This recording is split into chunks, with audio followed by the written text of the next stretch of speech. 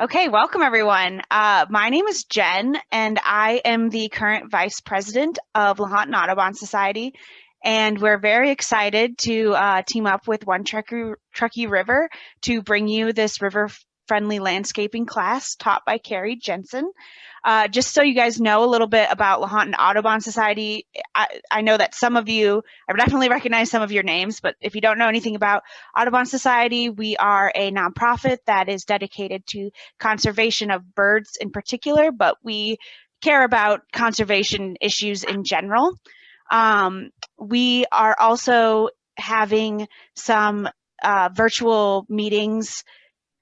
This month, we will be having a meeting at the end of March on the 23rd about chickadees, and that is going to be hosted or taught by Ben Sonnenberg, who many of you guys might know.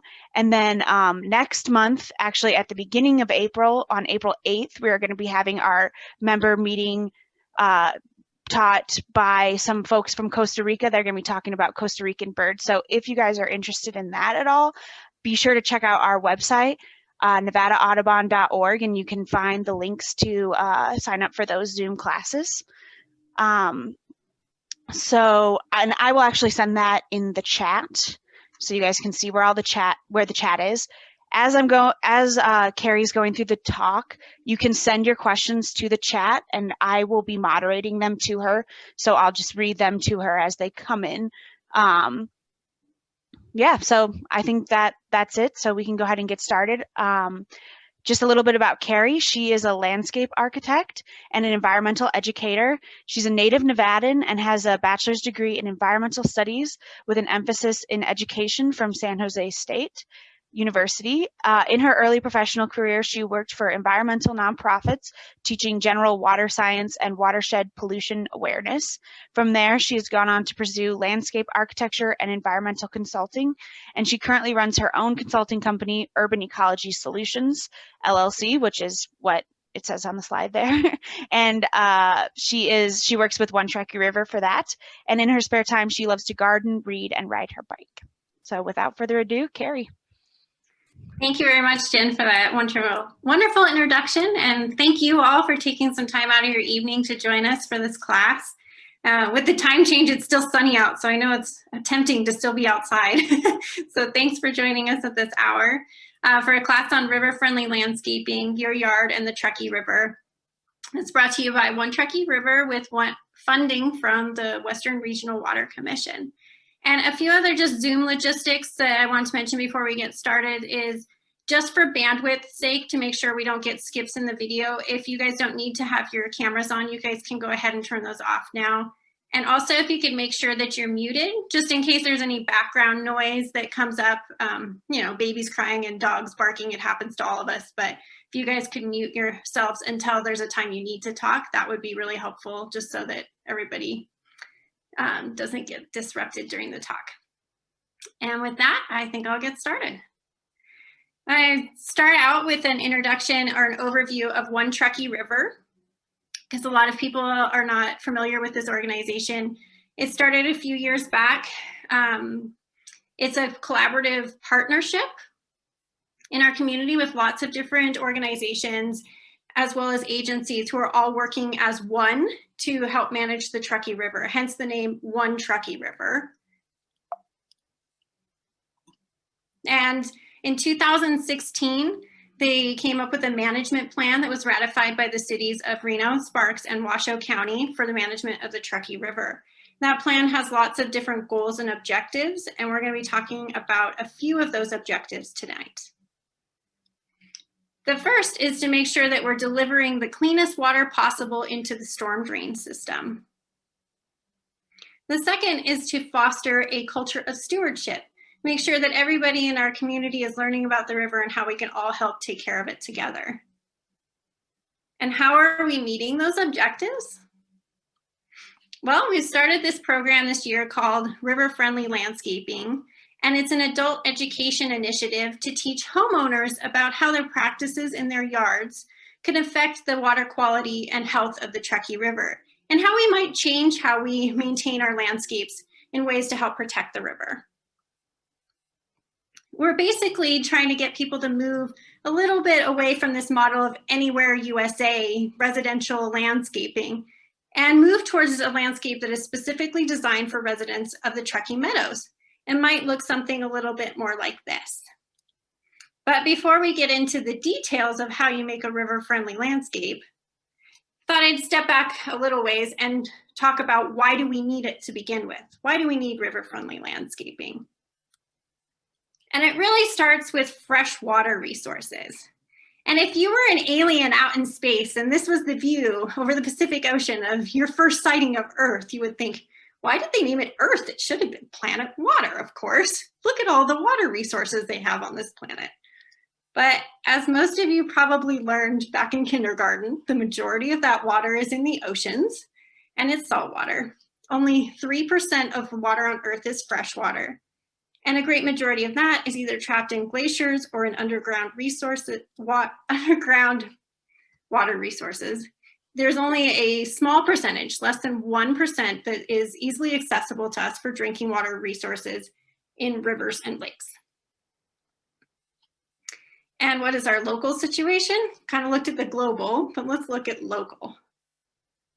We live in Nevada. It's the driest state in the United States. Just to kind of illustrate that, we have this graphic that shows the average annual precipitation across the United States. And you'll notice that the state of Nevada is pretty red. That's because that's only 5 to 10 inches, around in that kind of range of precipitation. Here in our local area in the Truckee Meadows, our average is around 7 inches of precipitation a year. So you can kind of get an idea on the national scale that it's a really dry place here in the state of Nevada. And if we dive in a little deeper, you'll notice that the state of Nevada is within the greater Great Basin watershed that encloses most of our state. And diving even closer into our local community, we live within the Truckee River watershed. Before we go too far, let's talk about what is a watershed, just in case you don't know. A lot of people confuse this term. When I ask kids in classrooms, the very first answer I always get when I ask, what is a watershed? They always think of a little shed with water in it. But actually, it's more like a bathtub. It's a basin or an area of land where all of the water sheds to the same location. So you can think about the rim of the bathtub as like the ridge line on mountains, and then all the side slopes as the side of the bathtub, and it all drains to one place. Usually that's the ocean, but that's not always the case. In our watershed, it actually goes to a very special place, which we'll talk about. In our watershed, the rim of the bathtub is essentially the Sierra Nevada mountains that catches all that precipitation that comes across the Sierra Nevadas from evaporating from the Pacific Ocean and then coming across, and we get the precipitation falling on the mountains. And that water then drains out of Lake Tahoe through the Truckee River. And the Truckee River, I just want to emphasize, in case you didn't already know, is our major drinking water source in this area. We get the majority of our drinking water from the Truckee River and some groundwater resources as well. And that's why it's so important that we take care of this river, because without it, we wouldn't have enough water in our area to support our populations here. Because we live in that rain shadow where most of the precipitation falls on the western side of the mountains, we don't get as much on the east. So we really need to take care of this river because it's our major water source. And then the water from the Truckee River drains out to Pyramid Lake. And Pyramid Lake is very special because it's a closed basin. Unlike most watersheds that go out to the ocean, here it stays in one place. That's called an endorheic basin. And this basin is particularly important because it has a lot of endangered and endemic fish species that occur nowhere else in the world, like the Lahontan cutthroat trout and the kiwi. And there's a concern because pollution can build up very quickly, because all the water that flows into Pyramid Lake essentially stays there. Either it evaporates or it stays and can go into groundwater, but any pollutants are going to stay in the lake. So there's a great risk that pollutants could build up quickly if we're not careful in our watershed. It could affect those endangered species that live in this lake. How is our watershed changing? Well, I've got this graphic here that you can see. On the right is the entire watershed, and then I've blown up on the left here for the Truckee Meadows. The pink designates urban development, and we've had a lot of that in the last couple of decades.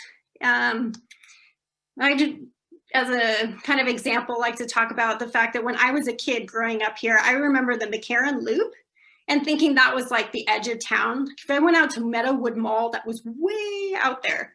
And obviously that's not the case anymore. We've had a lot of development. And with that development comes impermeable surfaces.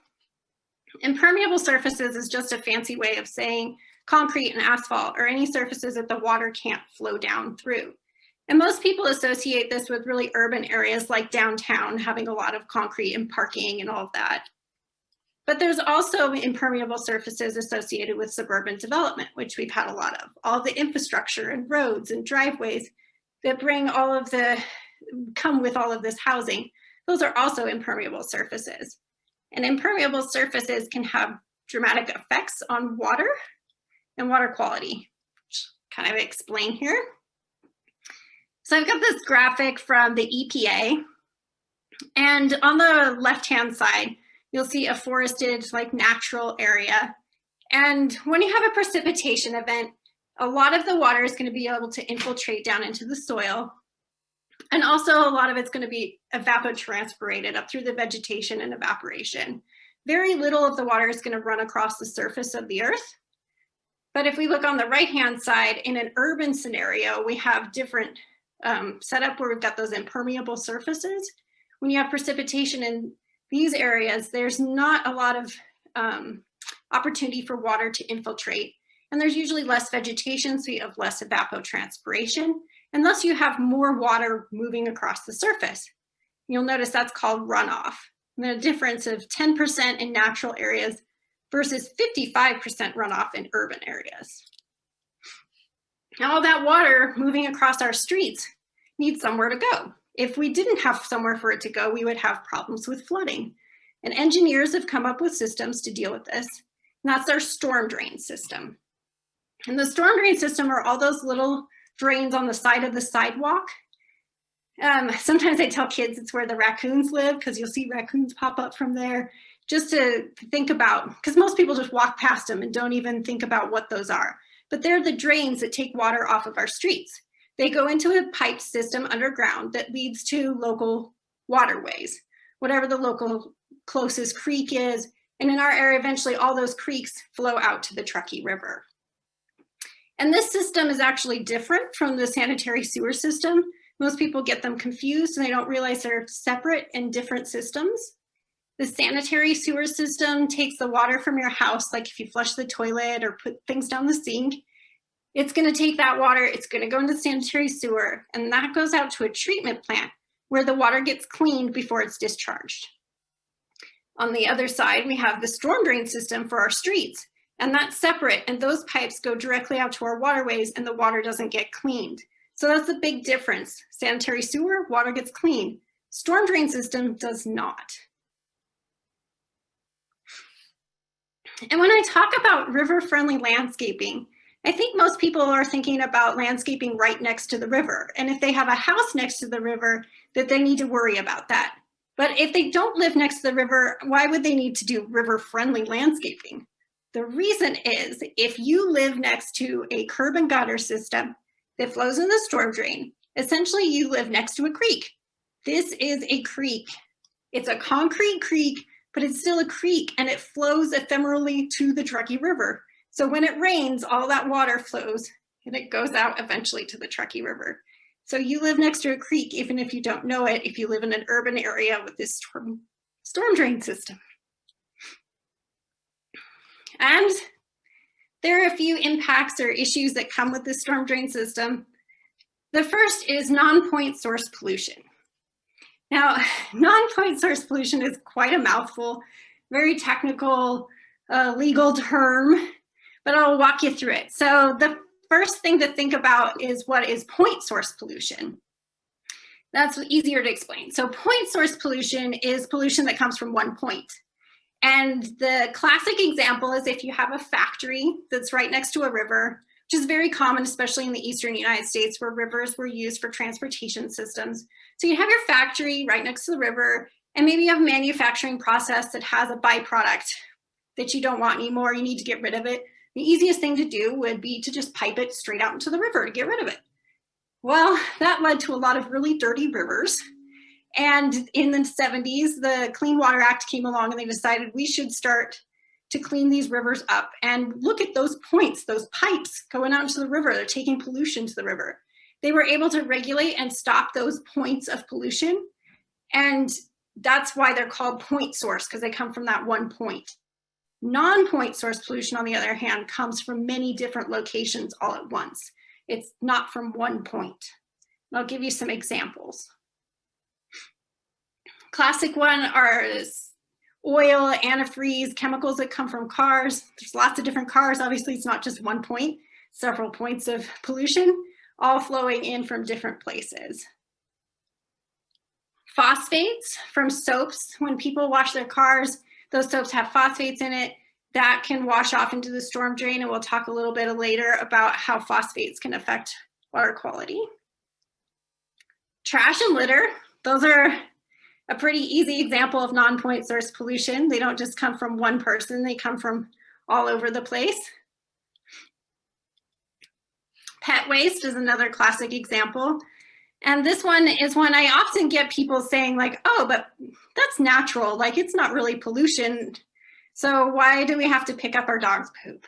Well, the reality is that it can contain salmonella, E. coli, giardia, lots of different bacteria that we do not want in our drinking water. And because we live in an arid environment where it doesn't break down very quickly, it can very easily be washed off of a sidewalk into the storm drain or off of a trail into a local drainage. And then it can contaminate our local water sources that is our drinking water. So it's really important to pick up after our pets so that we don't get these harmful bacteria into our water sources. There's also some non-point source pollutants of particular concern for gardeners that I want to go over, because this class, after all, is about gardening. And the first is one you're probably really familiar with because of the Keep TAHOE Blue campaign, and that is sediments.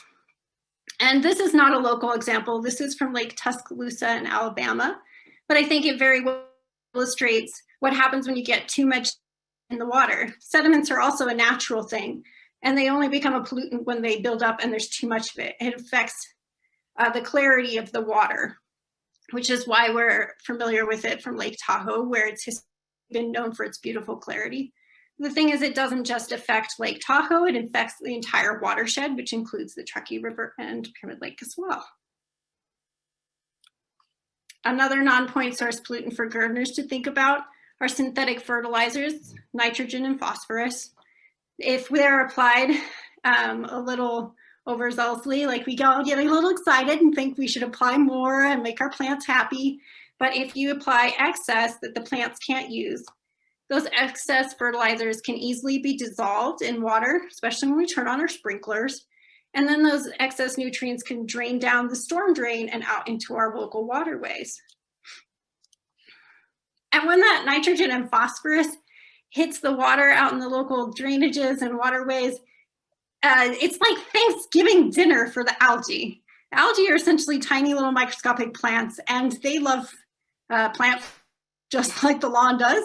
And when they get excess of it, they're like, woohoo, everybody's partying, let's eat. And they go crazy and grow very quickly. And they form these mats across the water. We have excess in the water, it's called eutrophication. That algae grows across, it blocks out the light, and then all of the natural plants in the bottom of the stream bed can die off.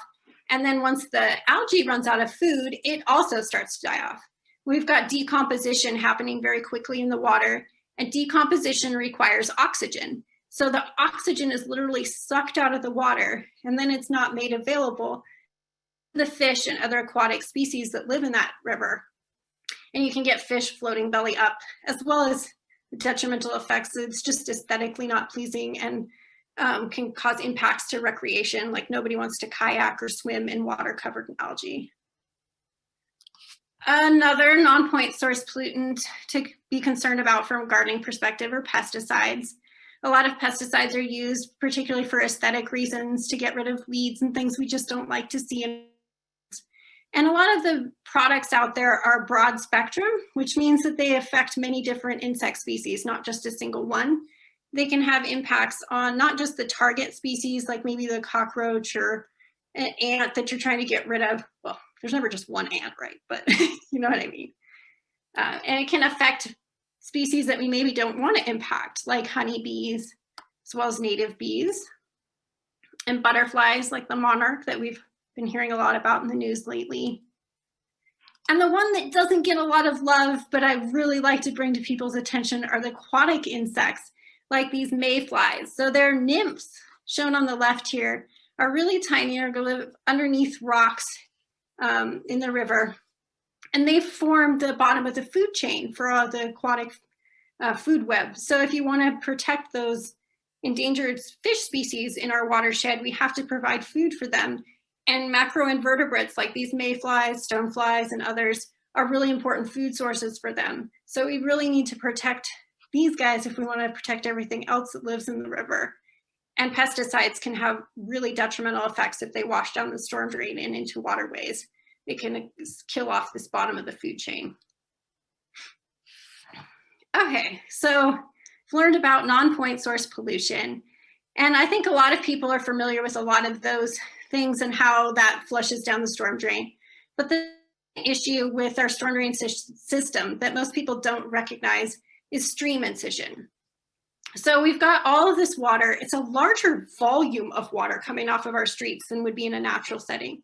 And it also moves through pipes, so it can move quickly. So large volume of water moving quickly. And then it hits the banks of a natural stream and it erodes them. This is what stream incision looks like in a really dramatic scenario. This is not local either. This is actually down in San Jose. This is Yerba Buena Creek. And you can see just for scale that this creek has incised, it's probably 10, 12 feet more. And the banks have become really steep. And just to kind of illustrate this in another scenario, if we looked first at this natural cross section of what a natural stream or a healthier stream should look like, there should be a low flow channel and floodplains. So when you get a storm event, the water can flow up onto those floodplains. And that's going to support a lot of vegetation along the river called the riparian zone. And it's also important to maintain that vegetation because it's an ecosystem. It's very special. It's kind of like an oasis in the desert that supports lots of different animals and wildlife that depend on that zone for habitat and food sources. When we've got an urban scenario where we've got all that water coming through the storm drain system and eroding those banks, then we've got what hydrologists sometimes call urban stream syndrome. The low flow channel gets deep, deep, deep. And then when you have flood events, the water can't get up on the flood plains anymore. There's no more connected flood plains. And then that means that these trees, that riparian zone, all those plants no longer have access to water on their roots, and they're going to die off. And just to kind of illustrate that in a literal sense, their roots are left high and dry as the banks start to erode and get deeper. And then if those trees die off, then we also have the additional impact of increased or decreased shade. They provide shade that keeps the river cool. And when those trees die off and aren't providing the shade, then the temperatures in the water increase, and that's not good for the fish either. So like I said, most people are familiar with the pollution issue, but not the overall impacts of how it can actually change the whole stream channel itself and the vegetation that lives on it, and then all of the aquatic species are dependent upon. Okay, so this is a point where I like to take a quick breather. We've talked about the storm drain system. Well, first off, how freshwater resources are really and particularly important in our area, and that they're provided by the Truckee River, that our storm drain system takes pollutants, as well as that large amounts of water out to the river and can impact it. And now I would just want to check, does anybody have any questions about that kind of overall like impact section of the talk?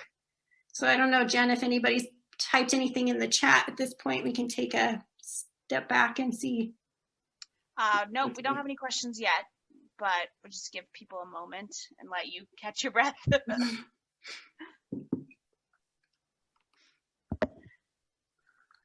I actually have a question.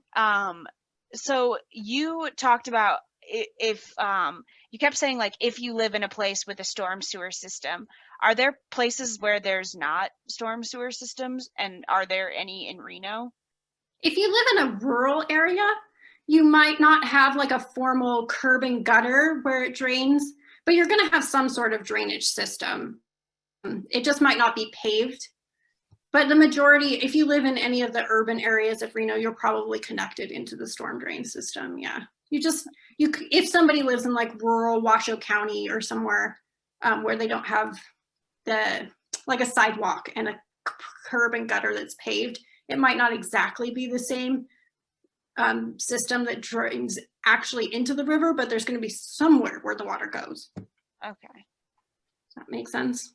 Yeah. So most people, yes.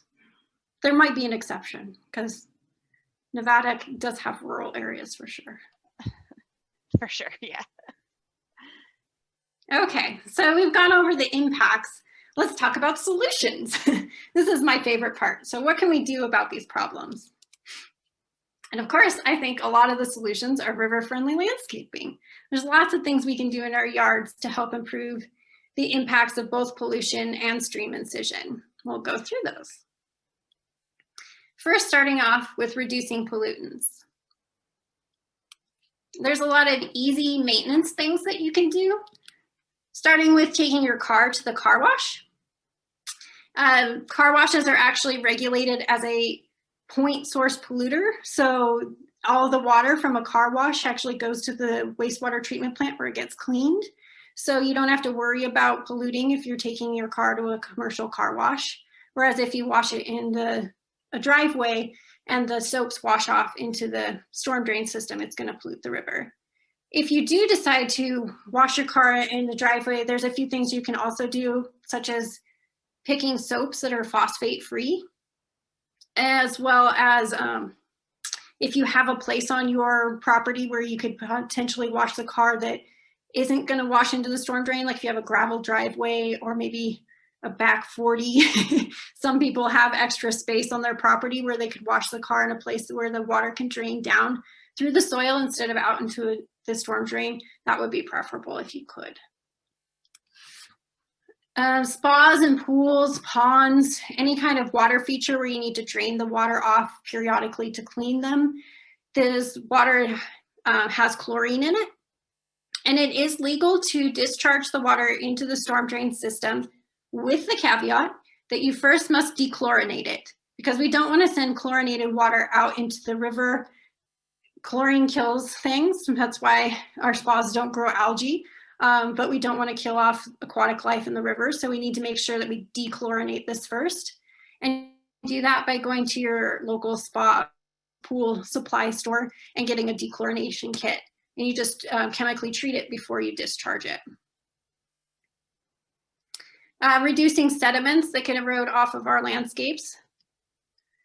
And I realize most homeowners are not going to be going out there with the big Tonka trucks and doing large construction like this, but I just want to illustrate that soil is most susceptible to erosion during construction when it's being moved around. So if you are having any kind of construction done at your property, you need to make sure you communicate well with your contractor and make sure that they're using the correct best management practices to keep sediments on site, such as these wattles that help catch sediment so that it can't wash off on slopes like this. Also, using mulches in our landscape. If we cover the soil, then we help eliminate the issue of erosion, keep it protected and in place. And decomposed granite, or DG, is a really popular mulch in our area, and it's totally fine to use it, but it is highly erodible itself. So we need to make sure we use it in the right places. and not adjacent to sidewalks or impermeable surfaces or on slopes where it can easily wash off.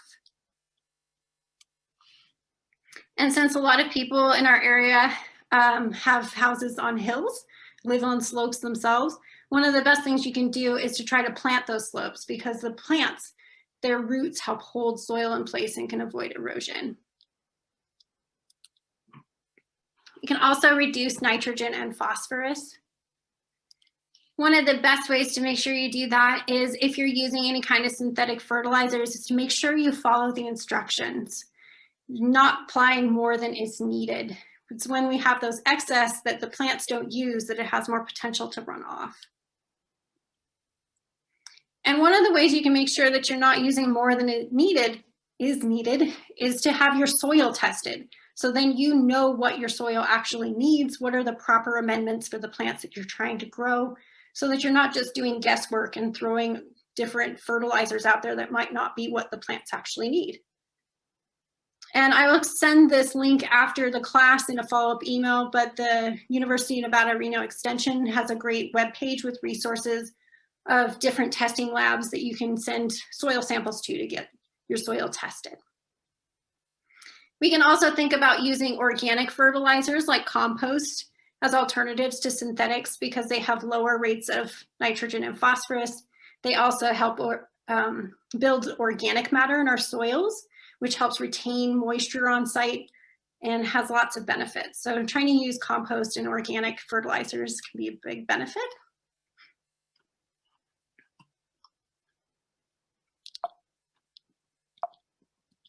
Oops. And we also, if you compost at home, there's a kind of dual benefit there. Not only can you get fertilizer by composting and get the compost, the free fertilizer you can use in your yard, you also help with the issue of landfill in our area.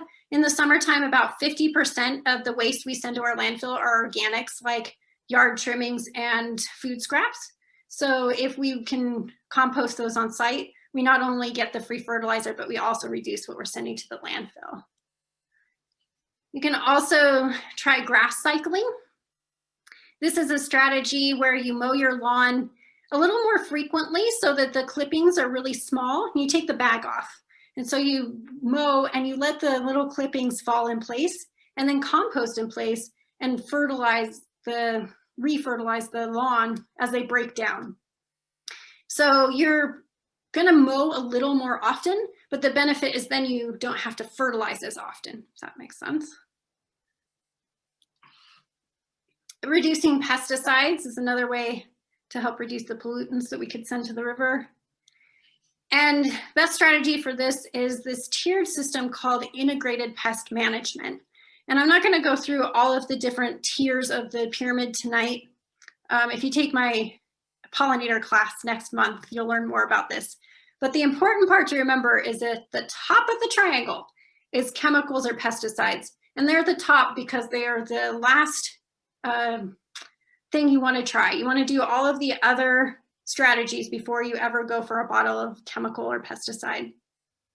And I have Kevin Burrows from UNR Extension, his contact info up here, and I'll also follow up that because he can help you if you have a specific pest issue you're trying to figure out how best to deal with. But a few I just want to bring to people's attention, particular pesticides to think about from a gardening perspective. And I'm not trying to pick on particular products. There's lots of them out there, but general weed and feed products. I don't usually put up a lot of text on my presentations, if you probably noticed, but I think this is one that warrants it, because the really important thing to remember about any of these fertilizer or pesticide products is that you need to read the instructions, and it is required by law that you follow those instructions if you're going to apply these.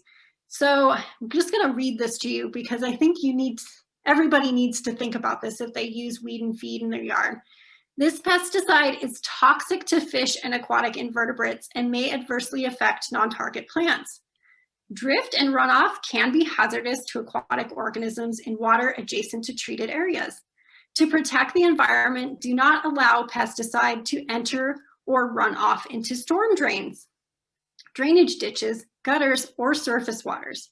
Applying this product in calm weather when rain is not predicted for the next 24 hours will help ensure that wind or rain does not blow or wash pesticide off the treatment area.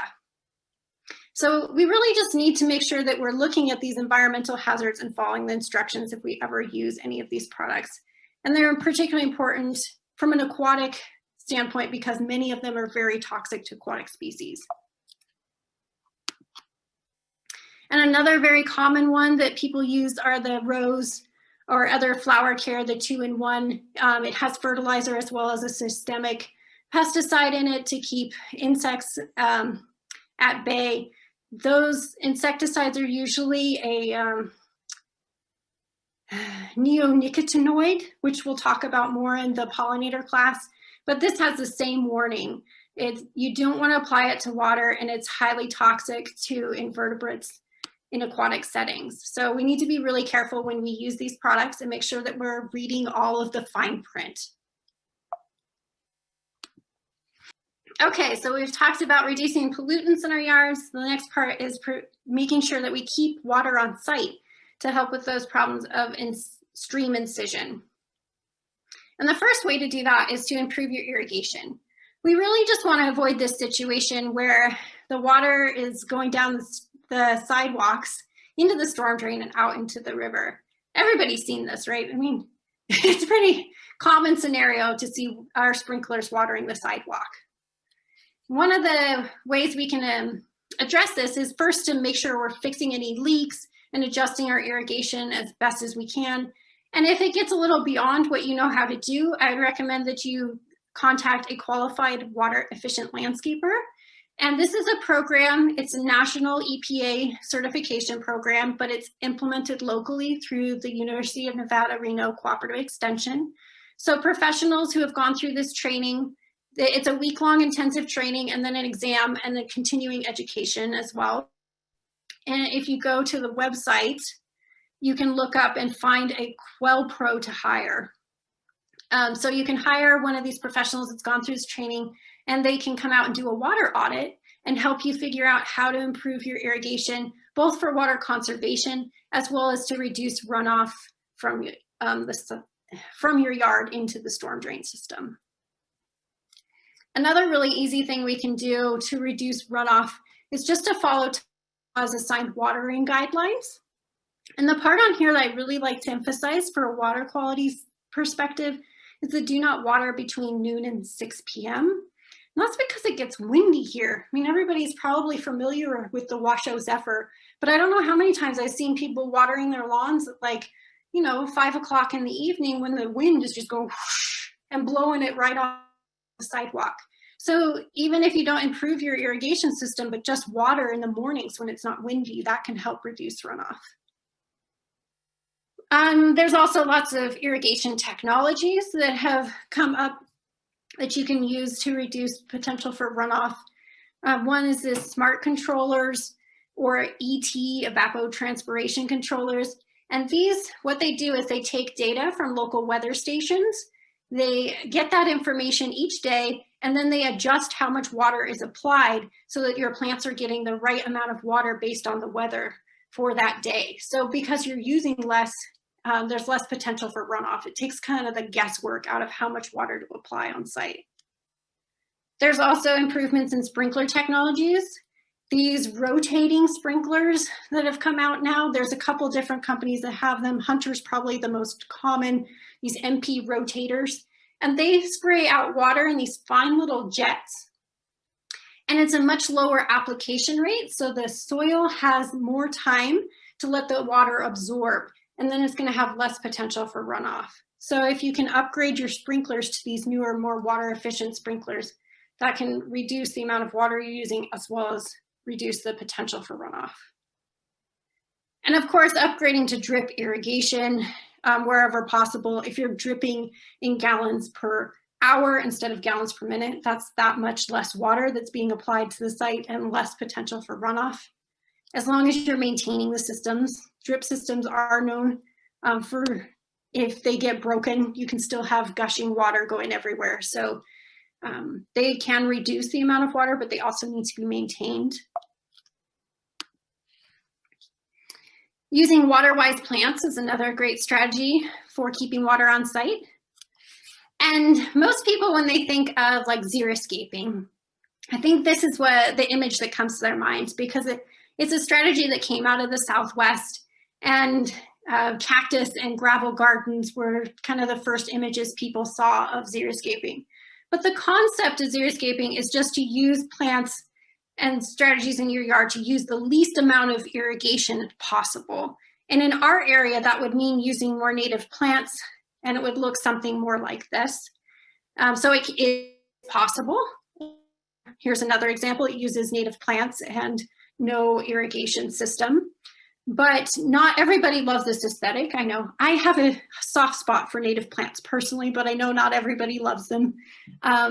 So you can also achieve it, like with this garden is also a water-wise garden that I would call xeriscaping, and uses very little additional irrigation and uses a mixture of native and non-native plants. And the major point to take from this is that if you use native and more water-wise plants in your yards, they don't require as much water. So starting out with plants that use less water to begin with, then you have less potential for runoff. We can also use buffer planting.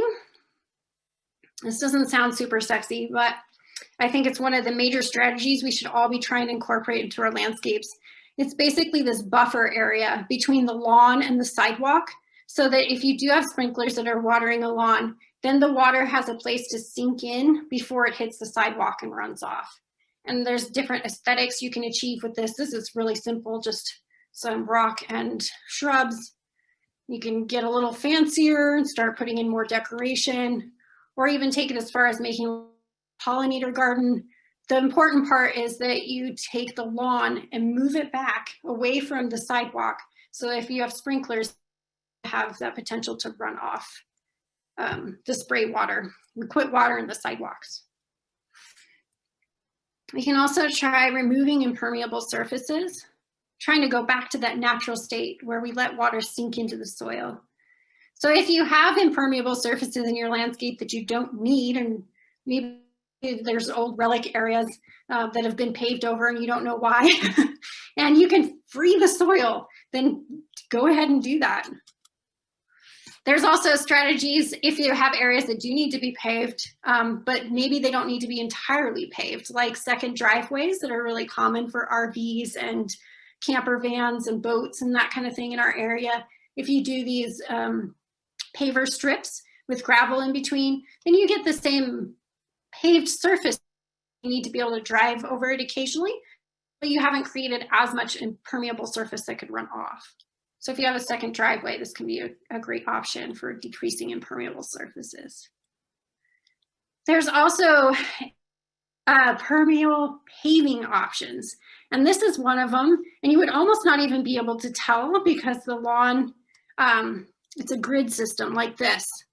And you can fill it either with lawn or with gravel, but it has concrete grid, but then it has spaces in between that allows the water to go down through. And these grid systems are available with like that concrete one, or there's plastic grid systems like this one, grass pave, and once again, a gravel option. Most of these different kind of systems have either one you can plant or one that you can fill with gravel. The gravel are probably more applicable here just because if you fill it with lawn, obviously you still have to irrigate that. Lawn's not going to survive here without some additional water. So if you're trying to conserve water and make something permeable, then using the gravel is probably a better option. There's also permeable pavers. So pavers are really popular for driveways. Impermeable pavers look very similar except for that they have these gaps in between. It's built in and the gravel gets placed in those gaps.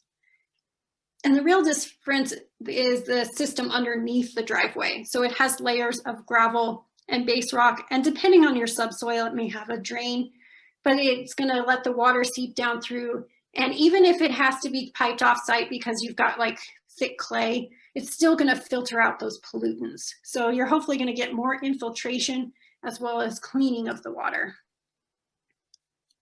There's also pervious concrete. It's a new version of concrete that basically just takes the fines or sands out of the mix and then leaves more pore space for water to flow through. And you may have seen it in some parking lots. It kind of looks corny or has parking texture. And this is a local example at the City of Reno McKinley Arts Center.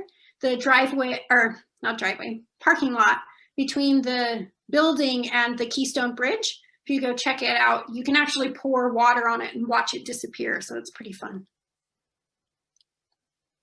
We also want to try to soak up water on site where it makes sense. And this is particular to downspouts. So you don't want to have a downspout drain directly next to your house. It is generally a good practice to try to move water away from the foundation of your house. But if you can avoid piping it directly out to an impermeable surface like the sidewalk and out into the storm drain, that would be preferable. We'll talk about some ways to do that. One of the ways you could store some of that water on site and use it is with rain barrels. These are legal in Nevada now. They changed the law a couple years ago.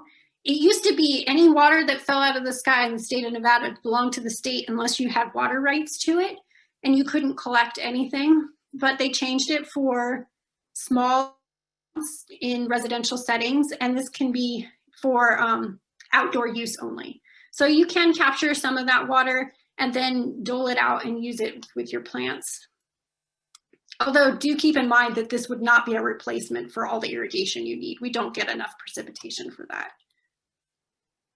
You can also drain your downspouts into a rain garden. And this is basically just a depressed area where you drain the water in and you plant it over. It's going to have a soil mix that's going to help infiltrate and as well as clean the water. Most people think of rain gardens in places like Portland and Seattle, but they can still be used here as well. And this is a local example at the McKinley Arts Center. Once again, this is a demonstration from the City of Reno. The water from this roof goes down these downspouts, and then it goes down through a little dry creek out under the sidewalk and into this rain garden. And just to show you the picture of construction, so you can kind of see the layers of compost and sand that go into this like it's a big filter. And the really nice thing about this as an illustration is the Truckee River is right behind here. So you really get the idea of if that water from that downspout had been into the storm drain system, it'd be going straight out to the river, versus now it goes in rain garden where the majority of the water is probably used by the plants and evapotranspirated. We're getting more or closer to that natural scenario and decreasing the amount of water we're sending into the storm drain system. You can also use dry swales or dry creek beds and direct your downspouts into those, and that gives the water more time to then infiltrate down into the soil. And that's my overview of river-friendly landscaping, all the different strategies you can use in your yard to help protect the river, both by reducing pollutants, with easy maintenance, reducing our sediments, reducing nitrogen and phosphorus from synthetic fertilizers, reducing pesticides, and then also keeping our water on site with strategies like improving your irrigation, using water-wise plants, installing those buffer strips in between the lawn and the sidewalk, removing impermeable surfaces where we don't need them, and soaking up the water on site with rain barrels, rain gardens, and dry swales. And now, just to test your guys' knowledge, make sure nobody's fallen asleep, I'm gonna put up a poll here and launch it, and we're gonna see what you guys learned. Okay, so the first question, the local storm drain system flows to, and most people said the Truckee River, and others said local streams and the Truckee River. So technically you're all right, but the more correct answer is local streams and the Truckee River. But that really depends on where you live. For example, let's say you live up in like Galena area.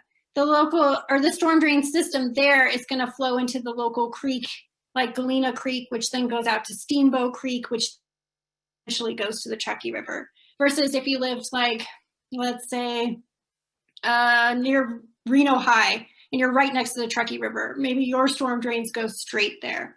So they all eventually go to the Truckee River, but in some locations they may go out to a local creek that then eventually goes to the Truckee River. So you guys are all right. It's a technicality.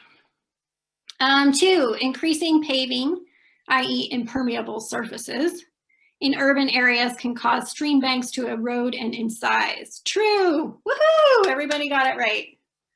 I'm really glad about that because I think that's one of the things people don't realize about the storm drain system. Which of the following are examples of pollutants that run off into our local waterways? Litter and trash, sediment, phosphorus, all of the above. You guys got it. Everybody got that right. Properly maintaining your irrigation system is a key strategy for reducing runoff. Absolutely true. That's probably the first thing as a river-friendly strategy to try, is just to make sure that your existing irrigation system is not letting any water go off-site. 5, you can reduce nitrogen pollution from fertilizers with the following methods: using compost, grass cycling, following the fertilizer manufacturer's applications instructions. All of the above. You are all correct. It is definitely all 3 of those. So well done, class. It's always good to see.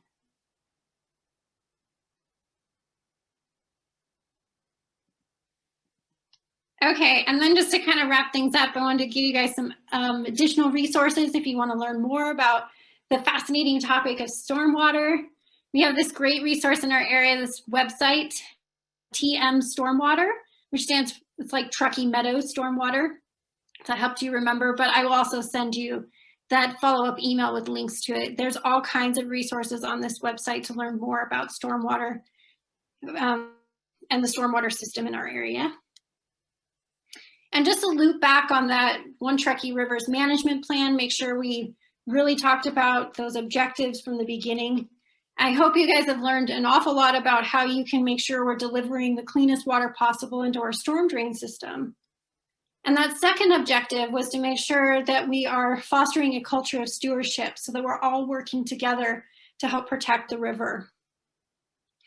And this is my kind of call to action comes out to you guys, because it's been given to me as a task to try to get this message out to the entire community. And there's obviously only one of me, and it's going to take all of you talking to additional people to help me spread the message. And since we're living in a very digital world at the moment, hopefully we're moving towards personal interactions again soon, but for the moment we're still living digitally for the most part. One of the easy ways to be able to help spread that message is to use social media. And through our Facebook and Instagram pages, One Truckee River has regular posts about river-friendly landscaping tips and videos. So my call to action to you guys is, after this class, if you don't already follow One Truckee River on one of these social media platforms, please follow us. And if you could share, if you read a post you think is interesting, share it with someone else. And just general disclaimer that the information is for education only. You use it at your own risk. Make sure you're following all your local codes and ordinances. And of course, if you need help, consult with professionals. And with that, I'll just leave open to questions. I've also got my contact information up here. You guys should have all received emails from me before, so you should have that email address. If you think of things afterwards that you want more information on, or questions that occur to you later, feel free to contact me. As well as please check out One Truckee River's website and social media to keep in touch with what One Truckee River's been up to.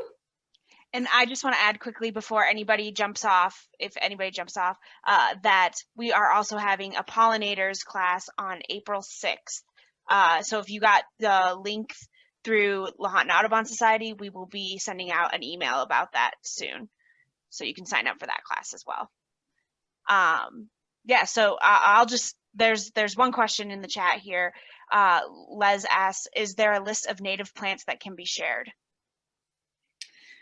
Oh, that's a good question. I don't have a specific list of native plants for the garden application because a lot of them are a little bit difficult to source, but I do have suggestions of different nurseries and places that you can ask for them.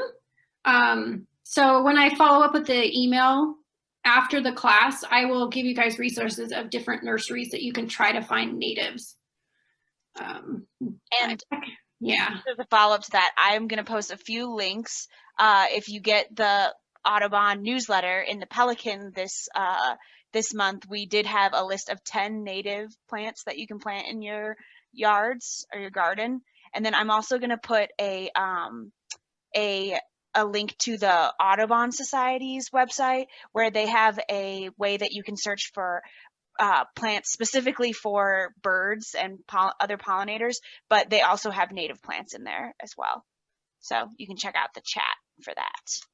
Yeah, great resources. I've used them myself, so I can endorse. Yes, please look at those. What else was I going to say? Oh, I just want to say that the more we ask at nurseries for native plants, the more they will be available. So don't be too discouraged if you don't find exactly what you're looking for. Just keep asking because eventually if we have enough demand, nurseries will move more and more towards incorporating native plants into their selections. But there are a few nurseries. I'll send you guys resources where you can find quite a few. Do you have anybody else who has any questions?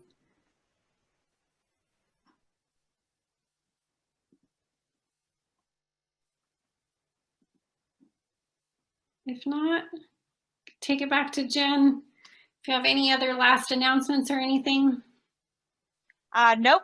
Just be sure to look out for the email from Carrie with some follow-up resources, and yeah, and look for the invitation to the next class, which again is on April 6th. Awesome. All right. Thank you, everybody. Yeah, thank you all for attending. Really appreciate it. Have a good night.